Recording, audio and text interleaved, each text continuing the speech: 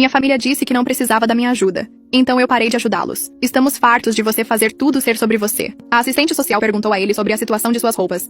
Estou usando isso há um tempo. Ele deu de ombros. Não sei lavar roupa. Ela pediu que ele explicasse. E ele ficou na defensiva. Ninguém nunca me ensinou. A Jasmine sempre fazia. Ele contou a ela sobre ter reprovado na prova, porque ninguém o acordou, e como a mãe nem sabia quais aulas ele estava tendo. Ela tentou me ajudar com o dever de matemática ontem, mas não sabia o que era álgebra. A assistente social perguntou sobre as refeições, e ele disse que eles estavam comendo muito cereal e quaisquer lanches que sobraram de antes. Usei o resto do meu dinheiro de aniversário no McDonald's ontem. Finalmente foi a vez da mamãe, e ela entrou lá de cabeça erguida, como se fosse consertar tudo. Podíamos ouvir partes da conversa da sala. A assistente social perguntando sobre horários e a mamãe não sabendo a que horas a escola começava. Perguntas sobre os professores das crianças, e a mamãe não conseguia nomear um único. Informações médicas e a mamãe nem sabia das alergias da Tara ou que Cian precisava de óculos. Então a voz da mamãe ficou mais alta. Isso tudo é culpa da Jasmine. Ela está sendo vingativa porque eu a fiz assinar aquele acordo. A voz da assistente social permaneceu calma. Senhora Williams, independentemente do que Jasmine está ou não está fazendo, você é a mãe aqui. Mamãe continuou falando sobre como eu estava tentando fazê-la parecer mal, mas a mulher a interrompeu. Você pode me dizer o ano escolar do seu filho? O número do sapato da sua filha? Quando foram as últimas consultas ao dentista deles? Silêncio. A assistente social voltou e fez várias ligações ali mesmo na nossa frente. Sim, precisamos de intervenção imediata, disse ela a alguém. A casa é inabitável.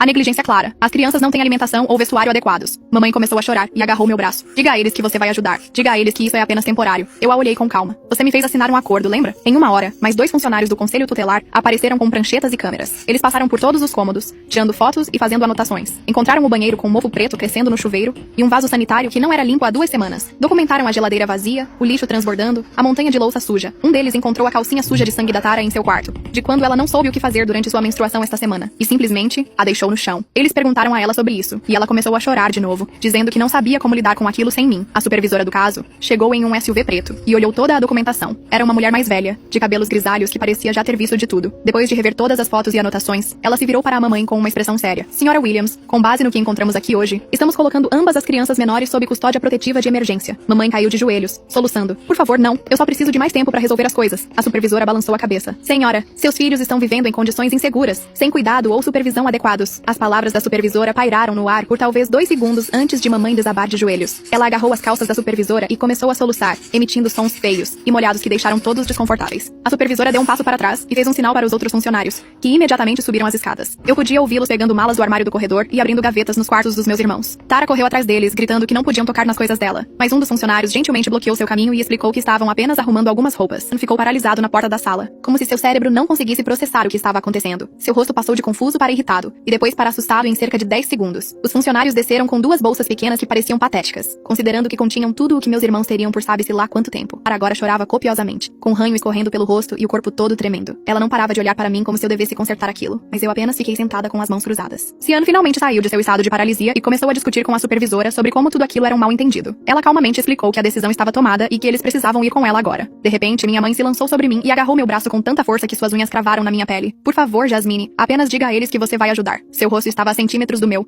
e eu podia sentir o cheiro de café em seu hálito. Diga a eles que você vai cuidar de tudo, como sempre fez. Eu gentilmente retirei os dedos dela do meu braço, um por um. Você me fez assinar um acordo de que eu não seria mais a mãe deles. Ela começou a me sacudir e a gritar que eu estava sendo cruel, mas a supervisora a afastou. A assistente social virou-se para mim enquanto os outros lidavam com a mamãe. Jasmine, como você tem mais de 18 anos, não é obrigada a vir conosco, mas você tem um lugar seguro para ficar? Eu assenti e disse a ela que já havia combinado de ficar com minha amiga Sarah, e que já planejava me mudar de qualquer maneira. Ela pareceu aliviada e me entregou seu cartão, caso eu precisasse de algo. Os funcionários começaram a levar Tara em direção à porta, e foi aí que tudo explodiu. Tara se virou e gritou para mim que a culpa era toda minha. Você fez isso de propósito. Sua voz estava tão aguda que falhou. Você queria que nos levassem embora. Apenas me encarou com um olhar que eu nunca tinha visto antes. Era como se ele finalmente entendesse que ações têm consequências, e ele não gostou nem um pouco. Eles os colocaram em um SUV preto, enquanto mamãe corria atrás deles, implorando por mais 1 minuto. A supervisora teve que impedi-la fisicamente de entrar no veículo. Eu observei da janela enquanto o SUV se afastava com os rostos dos meus irmãos pressionados contra o vidro traseiro. Mamãe ficou na entrada da garagem por mais 20 minutos, apenas olhando para onde o carro tinha estado. Eu fiz minha própria mala e liguei para Sarah vir me buscar. A mãe dela me pegou 1 hora depois e não fez nenhuma pergunta quando viu meus olhos inchados. Naquela noite sentei na cama de Sarah enquanto meu telefone vibrava sem parar. Mamãe havia ligado 17 vezes e deixado 8 mensagens de voz. As 3 primeiras eram ela gritando que eu tinha arruinado tudo. As 2 seguintes eram ela chorando e me implorando para voltar para casa e ajudá-la a tê-los de volta. As 3 últimas alternavam entre me culpar, pedir desculpas e depois me culpar novamente. Desliguei meu telefone e tentei dormir, mas continuava vendo o rosto de Cian quando ele finalmente entendeu o que estava acontecendo. Na manhã seguinte, a mãe de Sarah me preparou o café da manhã e estava acabando de colocar as panquecas na mesa, quando ouvimos batidas fortes na porta da frente. Mamãe estava parada ali, parecendo não ter dormido.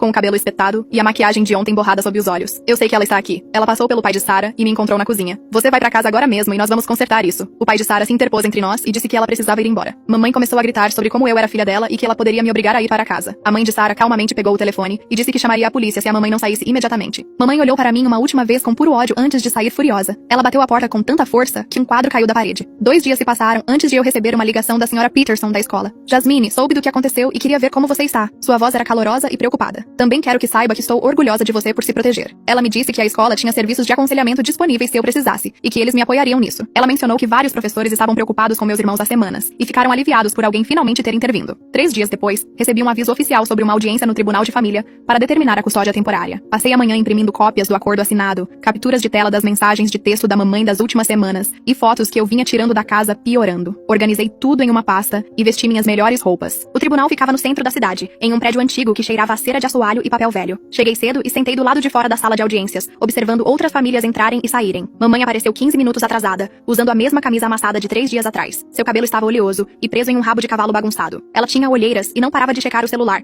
como se estivesse esperando por alguém. Percebi que o namorado dela devia ter sumido quando as coisas ficaram sérias, porque ela estava completamente sozinha. O oficial de justiça nos chamou para entrar e a juíza era uma mulher mais velha, de cabelos grisalhos e óculos presos em uma corrente no pescoço. Ela primeiro analisou o relatório do conselho tutelar, lendo partes em voz alta sobre a condição da casa e as declarações das crianças. Em seguida, perguntou à mamãe sobre suas capacidades parentais. Mamãe começou forte, dizendo que estava sobrecarregada, mas pronta para fazer melhor. A juíza fez perguntas específicas sobre as necessidades médicas de Tara. Mamãe ficou em branco e não conseguiu nem se lembrar quais medicamentos Tara tomava para suas alergias. A juíza perguntou sobre o plano de adaptação de aprendizagem de Cian, que a escola havia enviado para casa várias vezes. Mamãe nem sabia que ele tinha um. A juíza olhou para a mamãe por um longo momento antes de se virar para o oficial e pedir que ele trouxesse Tara e Cian para sua sala. Os dois se levantaram parecendo confusos e a seguiram pela pesada porta de madeira atrás do estrado. Mamãe não parava de torcer as mãos e olhar para mim como se eu pudesse de alguma forma consertar aquilo. 20 minutos se passaram apenas com o som do tic-tac do relógio do tribunal. Quando a porta finalmente se abriu, Tara saiu primeiro com os olhos vermelhos e nem sequer olhou na minha direção. Cian veio atrás, pálido e abalado, como se alguém tivesse acabado de lhe dizer que Papai Noel não existia. Eles voltaram a se sentar e